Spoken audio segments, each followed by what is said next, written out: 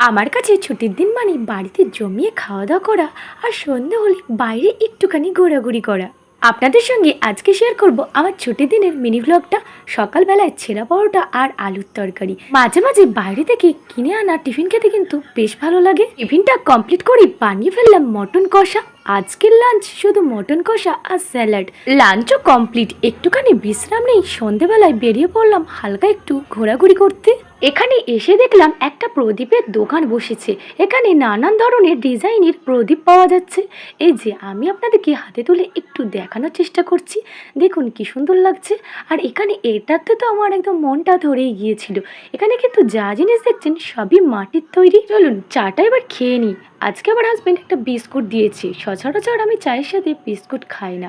তারপরে মেয়ের সাথে একটুখানি মজা করছিলাম, এর মধ্যে চলে এলো গন্ধরাজ মোমো। আমার কিন্তু সত্যি কথা বলতে গেলে গন্ধরাজ মোমোর থেকে নর্মাল স্টিম মোমোটাই বেশি ভালো লাগে।